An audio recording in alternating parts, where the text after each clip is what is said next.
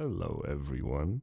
Now since this dummy over here forgot to record the audio, I'll do a quick intro for today's video, in which Lawler discusses the shift's tweet about if there's one thing you could change about RL Esports, what would it be? It's quite a long one, so enjoy.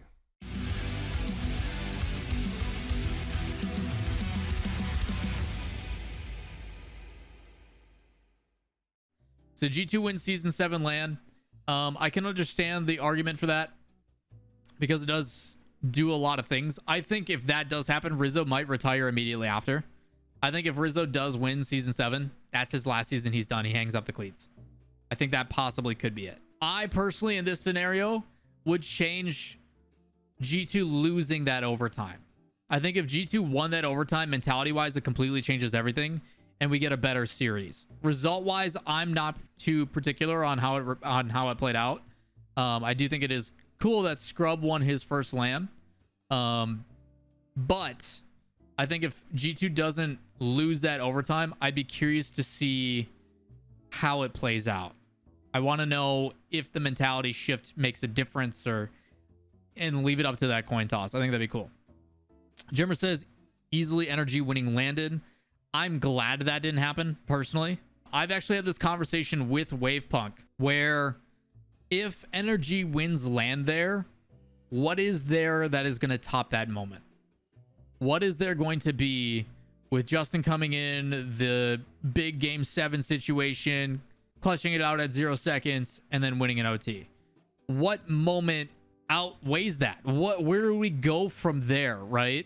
So even though it sucks and it would have been awesome for energy, we miss out on a lot of the storylines that develop after. We miss out on the, Garrett finally winning a trophy with Turbo coming over, like all that kind of stuff. We miss out on that stuff happening.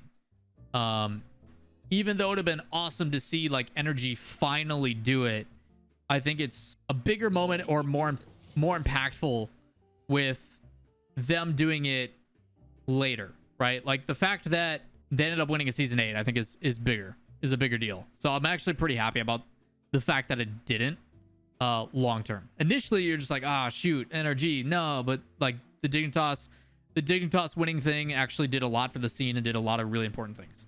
I do agree though, C4 having Fireburner win a trophy is one of the biggest sads. Fireburner never winning a LAN is very big sad. And the fact that they went to DreamHack and took second also. If we're talking specifically just RLCS, that doesn't include that. But if we talk like any Rocket League esport event ever, Fireburner winning DreamHack would have been pretty crazy. The next quote tweet is from the one and only Shogi Bear, and says Doomsy makes Season 1 LAN. So for those that do not know, there was a few teams in RLCS Season 1, and they played in a double split before splits were a thing in the RLCS. Way back in Season 1, there was actually Part 1 and Part 2. And in Part 1, you played and you made some, you got some points. In this case, iBuyPower won first in North America heavily. And even though they did super poorly in the second split, because Gambit left, they still had enough points accumulated to make LAN. One team in particular, and I'm pretty sure it's Kapow. What was the OG name that Doomsy and them played under? I forget. Was it just... Oh, Supersonic Avengers. OG Supersonic Avengers with Lamp and Polly. Yeah, Snasky, Doomsy, and Lamp from way back.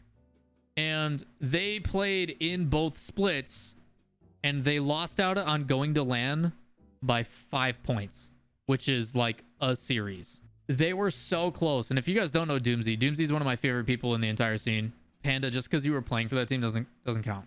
And I hate to break it to you, man, but everybody was excited that Mocket lost. Not because we didn't like the players, but because it's Mocket. Doomsy not making it. That's actually a pretty good one. That's a pretty impactful thing because Doomsy obviously didn't get to play really much after that. Violent Panda says Jesse continues to dominate after Season 1. Everybody forgets that Jesse used to be a pro. Like, played for a professional team, went to Season 1 LAN. People forget that, man. And now you look at Jesse and you're like, okay, I can see why he didn't do it. I get it now. Because Jesse's a heckin' goofball. I can't imagine Jesse having to be professional. Good times. I remember when Jesse was on the analyst desk at Season 8 and was late. the whole time and walked in the middle of a segment transition. Good old Jesse. Good times, man. Next one, Furtive. Furtive does this right because he retweets it with the clip. I actually cast this clip not well because our mics and our audio mix was garbage at Amsterdam. But Selfless beating Flipside in the lower. Cooks are tying it up with Selfless because on land client, every second counts. And it looks like it hit the ground, but it didn't. They're going into the lower bracket. And Oh, could that be it? Cuts, Timmy, we'll stop it up. 2, 1. A shot. No, They're it's down down there. there. Oh, they're tying it up. And everybody goes bonkers. That moment was absolutely crazy because Flipside went on to win that, I'm pretty sure, because they won the whole thing. So pretty crazy that Selfless. Selfless also was under a bunch of stuff like Dapper having to graduate. Yeah, Orbit beating Mocket. That would be a pretty crazy moment. Then again, Violent Panda, let's be real. I go back and watch that. I watched that gameplay, and it's literally Moses being monkey in the middle. He's just watching the play go back and forth as he sits on the ground and doesn't know what the to do with rotations. But yeah, watching Turtle just be in the worst mental state ever after that game, I felt so bad. But yeah, that moment is still pretty crazy. You could talk about that specific moment where Orbit beats you guys and you guys drop to lowers instead. That could have done some crazy stuff because a lot of people believed that Orbit had the chance to do some really impressive things because, you know, Garrett. A lot of people saying G2 beat Vitality in Grand Finals. Non-standard maps becoming the standard for competitive play. Each match will be 3 best of 3s on separate map designs. That would be interesting. It would be interesting to see the separation between standard and non-standard maps, right? Like right now, Rocket League, part of the issue with standard and non-standard maps is that phrasing. They need to be the same thing. No pro wants to spend time learning Wasteland, Neo Tokyo, etc. when you play them 1 out of every 10 maps in ranked rotation. That was part of the issue. So you have to find a way to make sure that there's an even balance of 50-50 between traditional and non-standard maps, and that didn't happen. So that is a really cool concept that if we did have unique maps a part of the RLCS season, that's a massive change. Whether it would be for the better or the worse, I do not know, but it would be interesting to see on what Rocket League would become in the pro scene if we had pick ban phases and everything else where teams would have pocket picks. You look at professional teams in Counter-Strike where they're like, yo, we're kind of doing iffy, and all of a sudden it's like, nah, we're going to Cobblestone. That's our map. That's the map we want to play on to clutch this series out. While instead, the only teams that picked stuff like Wasteland were the teams that were losing anyway, and them going to those maps wasn't going to help any. So I will say Midseason Mayhem was terrible. Panda, Midseason Mayhem like completely destroyed viewership. It was super confusing to the viewers. The way they should have done Midseason Mayhem is instead of Midseason Mayhem is they should have done a... People think Midseason Mayhem counted towards the actual like RLCS season, which completely threw everybody off. They should have flown out all the teams beforehand, right? So before the season starts, they fly you guys all out. They do an all-star event where it's just fun, interviews, hanging out, kind of like a Gold Rush event, and then use that footage and those interviews for the entire season. That's what they should have done instead of Midseason Mayhem. In my opinion, they should have put all the money and all the efforts into that, into a live event for y'all, which would have been awesome. Iris versus Radiance. Oh my god, dude. Oh man, that's a throwback. For those that don't know, before Cloud9, before the Muffin Men was a thing, Iris was the most sought after team. They were the first seed and the most dominant team in the offseason. This would have been season 4. It was right after, or right before DreamHack. So when was 2017? That would have been probably season 3, season 4 time. And it was Lichinio, Squishy Muffins, and Torment. And they were dominant. They destroyed everybody in the offseason. They were so good, in fact, during the open qualifiers of season 3, they were given the first seed overall. They had the easiest bracket to make it in. They dropped super early in their first bracket and their uppers, and then they dropped to lowers and lost to Radiance and got knocked out. So what everybody expected to be this absolutely dominant team, like they destroyed everybody in off-season tournaments, like pure dominance, like BDS level dominance during the off-season. And then they didn't qualify, nothing happened. They then go to DreamHack as the Muffin Men. They brought in Gimmick instead of Lichinio, and Lichinio is a former world champ at this point, and they just started clapping kids. Cloud9 picks them up, and then they become like a top 3 team in every event from now until the end of time, which is absolutely crazy. This one comes from Gia. It says Greasy staying on Northern Gaming instead of leaving for Flipside. I mean, Greasy won a world championship with Flipside. I'm kind of back and forth on this one, because if Greasy doesn't go to Flipside, he never wins a world championship. Then again, if he stays with Northern Gaming, what happens with the Maestro situation? Does Turbo still come in and have his performance? That's a pretty big move though. Like if that does not happen, right? That could change so much for the results of everything. Because who knows what happens with Mike? You know, obviously Mike going to the sideline because of personal reasons. Like, who replaces Mike instead? What happens? Like that's pretty wild. Yeah, calm down, Takamichi, right? Who knows what happens with that? That's actually massive. Oh man, this is too soon, chat. Oh no, Astro, no. Oh, you poor guy. Oh no, that's too soon. Oh no, Astro. Astro, are you in chat and did you just do this to yourself? Oh man, Astro, you poor guy. I mean, way to form impressions, but at the same time, brother, Astro's in chat. Astro, why would you do this to yourself, man? So for those that don't know, Beasley Esports, the same company that is in cooperation with the Houston Outlaws, just did what was called The Search, which they were offering a team an RLCS contract if they won in their tournament. It couldn't be an RLCS team. It was open qualifiers. And the grand finals just went down between Zookeepers and Vibrance. And Zookeepers won in game 4 OT, I'm pretty sure. Came down to the wire game 7, very end. And Zookeepers clutched it. Asked to place for Vibrance. And they just missed out. And that's a big deal. That's a contract with the AAA organization. Like, it's a really big deal. I'll be doing a video on that.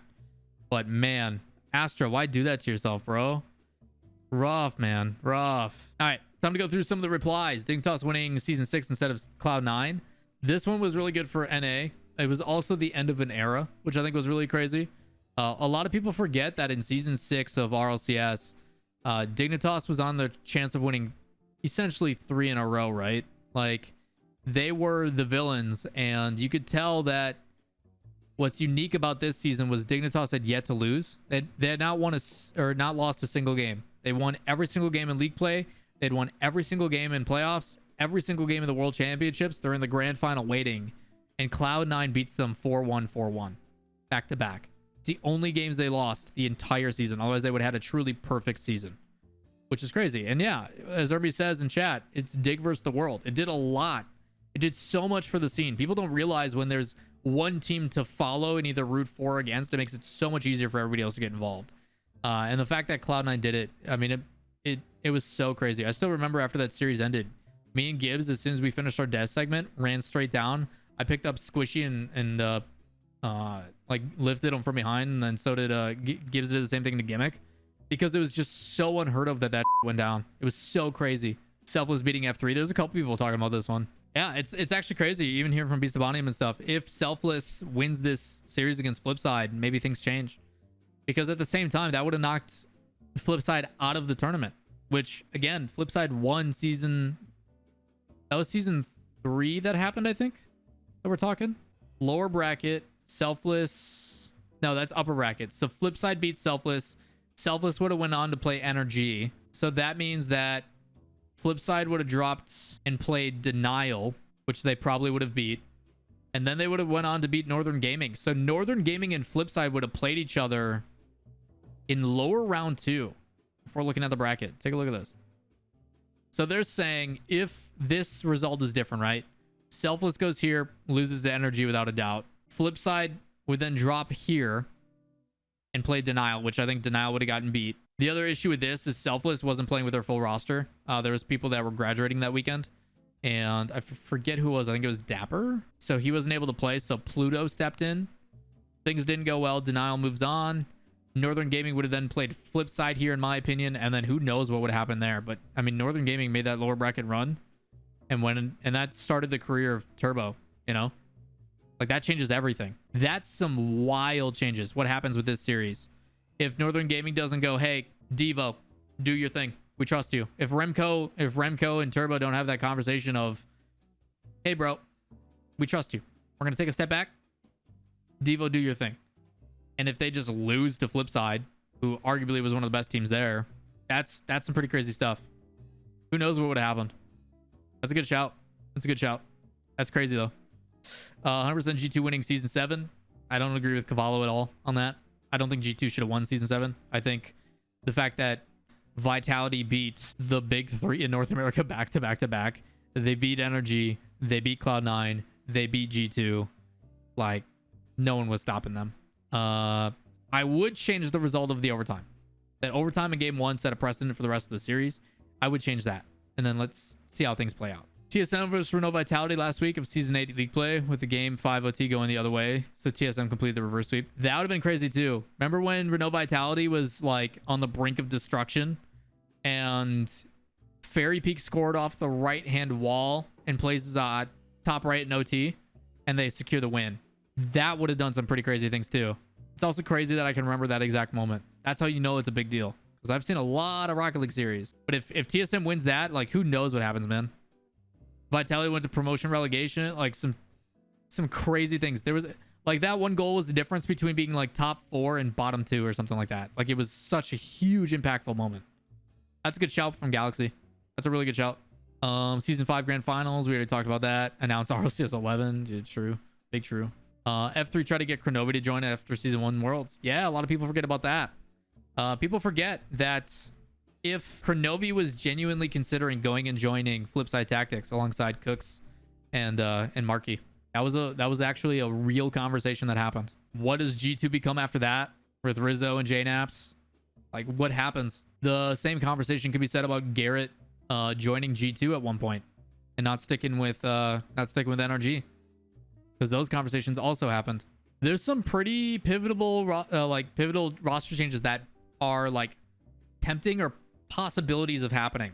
I will say though, speaking of seeing this, Dignitas winning the last game versus Vitality in season 8, Dig with Elise pops up, and it reminds me of actually season 6. If you guys don't remember, in RLCS 6, Flipside was on a crazy run and they lost to the 2 best teams in the tournament.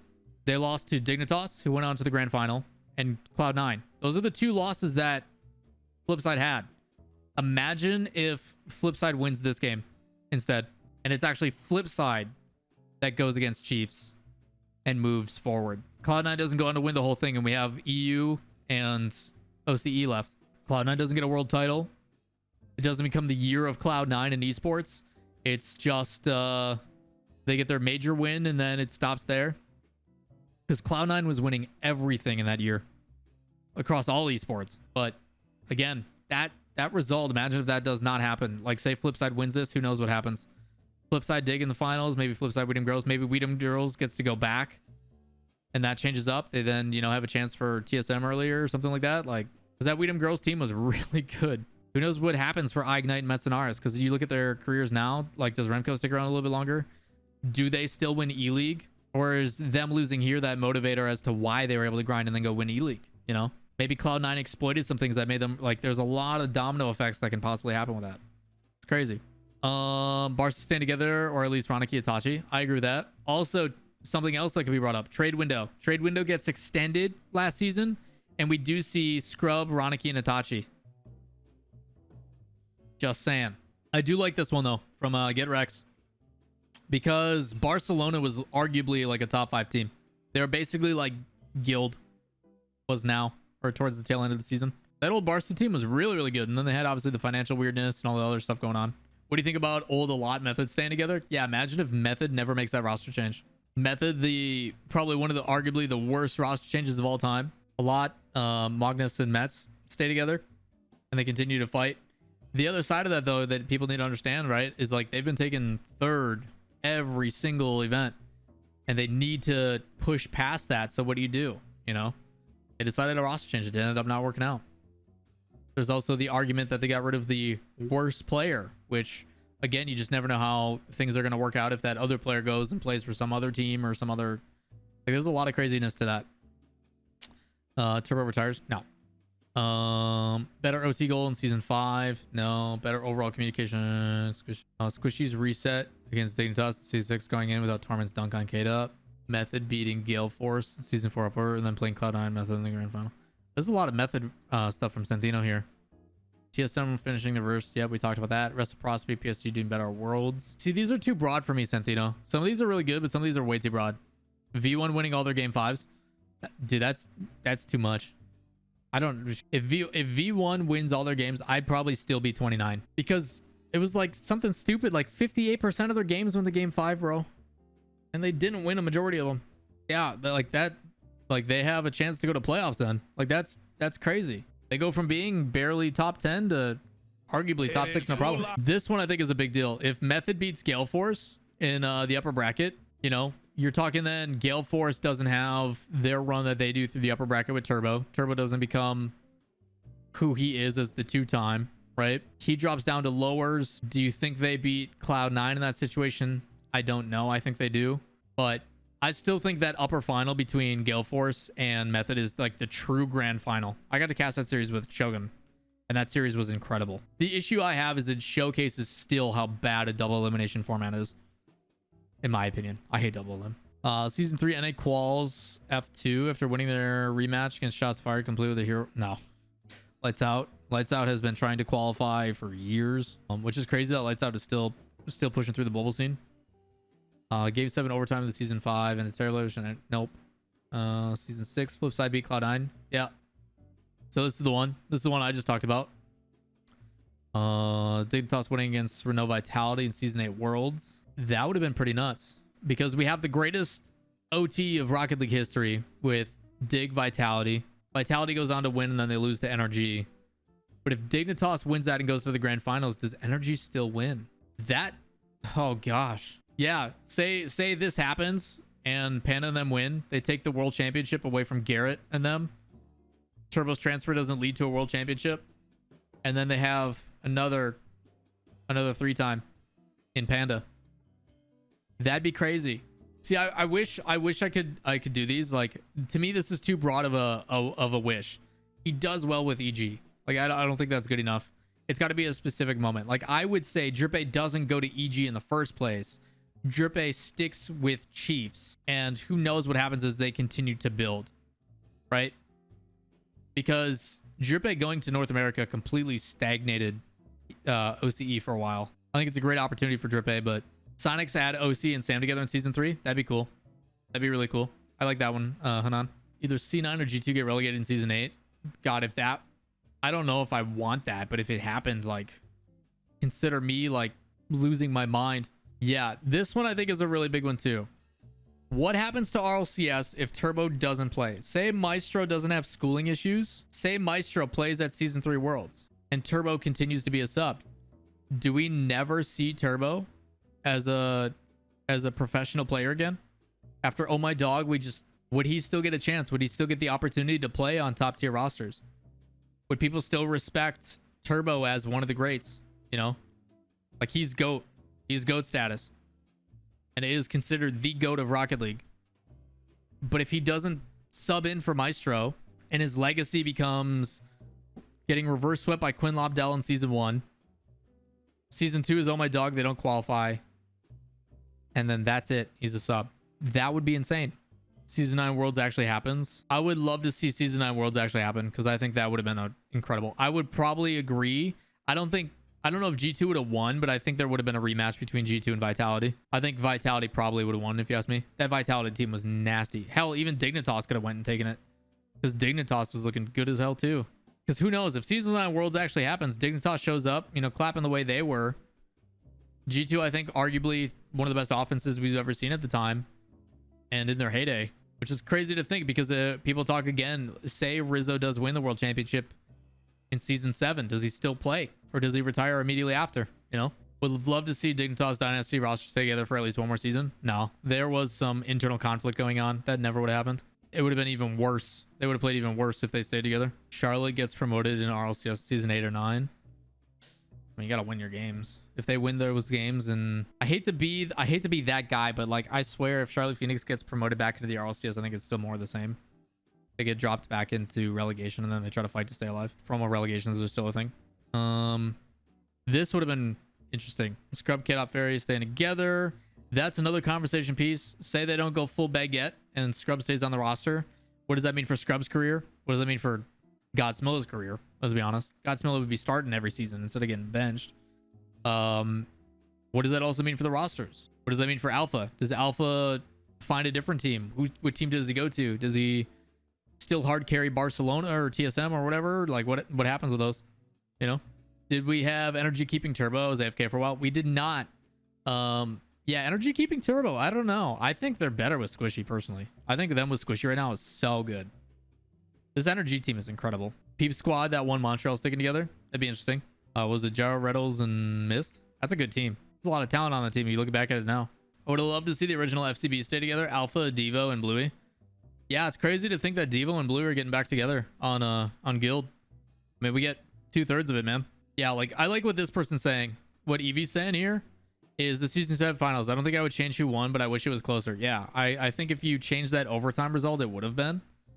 But who knows how it would have played out. Any others you're thinking of? Marshmallow says Liquid picking up Sandrock Gaming. That is also another one that would be really interesting, is if Team Liquid decides to pick up Sandrock Gaming, say age and parents and stuff like that aren't an issue, and they give them an opportunity. And we see Sandrock Gaming then move in with Team Liquid at the facilities. Does the Middle East showcase, hey, we're still competitive. We're still with capacity to play in the RLCS, and you need to give us a chance. Does that change the outlook for the rest of the region? Does that allow Falcons and everybody else to start playing? Does that showcase that, hey, we can be like, what happens if they just get smacked, which I don't think is going to happen? Does it show that they're going to be improving at such a fast rate? Like, there's so many different things that it means, but I am 100% for that, Marshmallow, just because of what it would do for the impact for the rest of the scene, whether it's good or bad for the Middle East. Like, say they don't, like the Saudi Arabian team doesn't have a good result in the EU right away. Like, I still think it's cool because it at least showcases that they have the opportunity to try it. I think that's really cool. What if Flick's playstyle worked with Barcelona?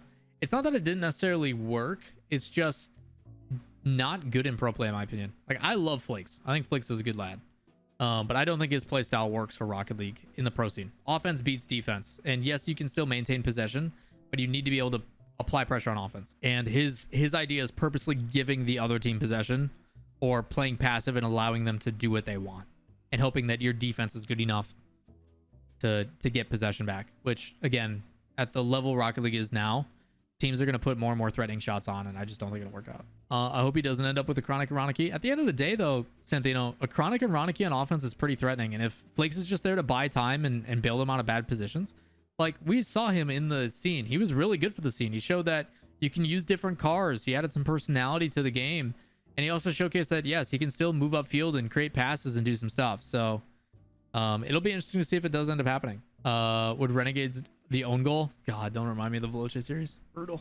Yeah, can you imagine if Renegades don't own goal? We'd probably still be in overtime to this day. All right, everybody watching, that is going to do it for our recap of RL Esports massive changes. We didn't really talk about formats or anything like that or advertising, but we did talk about a lot of individual moments which create this crazy butterfly effect of chaos that apparently some of you want. Either way, if you guys do enjoy the content, give it a thumbs up, hit subscribe, turn on notifications, and go check out Dazrin's YouTube. Dazrin, thank you for the 30 gifted subs.